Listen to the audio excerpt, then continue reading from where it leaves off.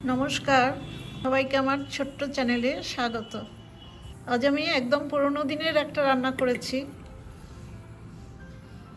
আমার মায়ের কাছ থেকে আমি এই রান্নাটা শিখেছি বা ছোটোবেলায় খেয়েছি। যে কোনো জ্যান্ত টাটকা মাছ দিয়ে এই রান্নাটা হয়, মটর শাক দিয়ে মাছের ঝোল, বড়ি, আলু, শিম সব কিছুই আছে। গরম ভাতে এই মাছের ঝোলটা খুব ভালো লাগে। আপনারা একবার এইভাবে রান্না করে খেয়ে দেখুন। প্রথমে আমি একটা বড় সাইজের আলু এরকম 6 পিস করে কেটে নিয়েছি লম্বা দিকে, আর কিছুটা এই সরু শিমগুলো, নলডোক শিম বলে, এই শিমগুলো আমি লম্বা করে দুটো পাশ পরিষ্কার করে কেটে নিয়েছি। সমস্ত সবজি কিন্তু আমি ধুয়ে জল ঝরিয়ে নিয়েছি। আর এখানে এক আঁটি বাজার থেকে আনা মটর শাক আছে। এই মটর শাক খুব ভালো করে বেছে নিতে হয়। এই শাকের কিন্তু শুধু আগার দিকটুকুই নিতে হবে, আগার দিকের নরম জায়গাটুকুই এই শাকের নিতে হয়, বাকিটা সবই বাদ চলে যায়। এই শাকটা আমি মাছের ঝোলে দেব। আর নিয়েছি 600 গ্রাম তেলাপিয়া মাছ। মাছগুলো 3টে মাছ আমি মাঝখান দিয়ে কেটে দুভাগ করে নিয়েছি। তারপর খুব ভালো করে পরিষ্কার করে ধুয়ে ম্যারিনেট করার জন্য আমি লবণ হলুদ মাখিয়ে রেখেছি। এই মাছগুলো দিয়েই আমি এই সবজিগুলো দিয়ে রান্না করব। অনেক পুরনো দিনের রান্না, আপনারা দেখুন আমি কিভাবে রান্নাটা করি।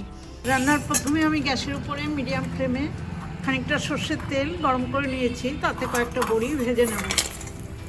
বড়িগুলো আমি মাছের ঝোলে দেব। বড়িগুলো দেখুন আমি গোল্ডেন ব্রাউন করে ভেজে নিয়েছি। এই বড়িগুলো এখন আমি তুলে নেব। বড়ি ভাজা তুলে নেওয়ার পর আমি কড়াইতে আবার সর্ষের তেল দিয়ে দিয়েছি। এই তেলে আমি তেলাপিয়া মাছগুলো ভেজে নেব। মিডিয়াম টু হাই ফ্লেমে আমার 6 পিস মাছ দুবারে আমি ভাজবো। প্রথমে 3টে দিয়েছি, আরও 3 পিস, এটা ভাজা হয়ে গেলে সেই 3 পিসও ভেজে নেব। মাছের 2 পিসই উল্টে পাল্টে ভালো করে ভেজে তুলে নেব।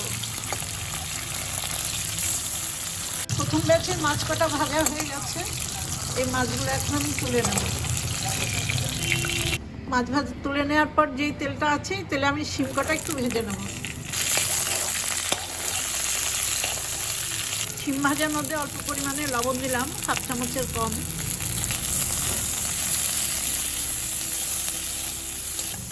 লবণ দিয়ে শিমগুলো হালকা করে ভেজে নিলাম। এই শিমগুলো এখন নামিয়ে নেব। শিম ভাজা নামিয়ে নিয়ে কড়াইতে আমি পরিমাণ মতো সর্ষের তেল দিয়ে দিয়েছি। এবার ফোড়ন দেবো। ফোড়নে দেখুন 1/4 চামচ গোটা জিরে দিলাম। ফোড়নটা ভাজা হয়ে গেছে, এবার কেটে রাখা আলুগুলো দিয়ে দিলাম।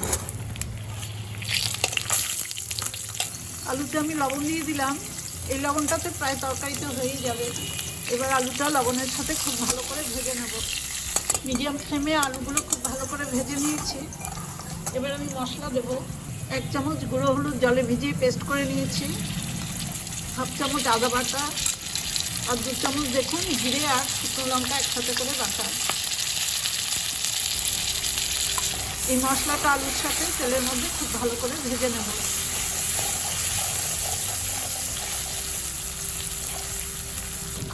মশলার বাটিটা ধুয়ে সামান্য জল দিয়ে দিলাম।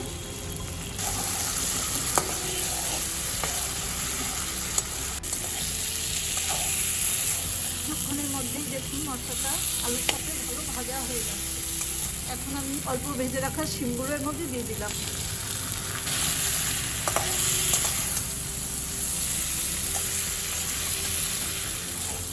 শিমগুলো দেখুন মশলার সাথে আর একটু ভাজা ভাজা করে নিলাম।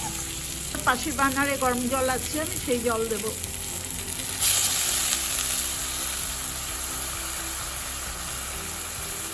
আমি জলের পরিমাণটা একটু বেশিই দিয়েছি, কারণ আমি এই রান্নাটাতে বড়ি দেব। বড়িতে অনেকটাই ঝোল টেনে নেয়। এবার কিছুক্ষণ ফুটিয়ে আমি আলু আর শিমগুলো সেদ্ধ করে নেব। লো টু মিডিয়াম আছে, দেখুন আমি আলু আর শিমটা ভালো সেদ্ধ করে নিলাম। 3টে কাঁচা লঙ্কা দিলাম, ভেজে রাখা বড়িগুলো দিলাম, ভেজে রাখা মাছগুলোও দিয়ে দিলাম।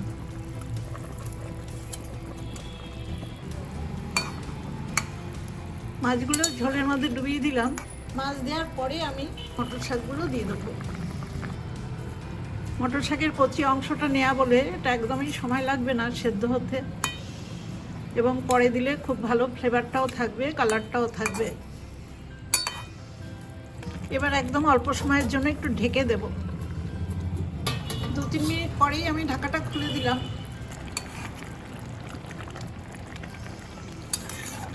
দেখুন শাকগুলো কিন্তু হয়ে গেছে, সব রান্নাটাও হয়ে গেছে। এবার দেখুন খুব অল্প পরিমাণে ধনে পাতা দিলাম। মটর শাকে ধনে পাতা না দিলেও হয়, কারণ মটর শাকেরই একটা আলাদা ফ্লেভার আছে। এবার গ্যাসের ফ্লেমটা অফ করে দিয়ে আমি 2 মিনিটের জন্য রান্নাটা ঢেকে রেখে তারপর গরম গরম সার্ভ করব। গরম ভাতে এই মাছের ঝোলটা খুব ভালো লাগে। আপনারা একবার এইভাবে রান্না করে খেয়ে দেখুন।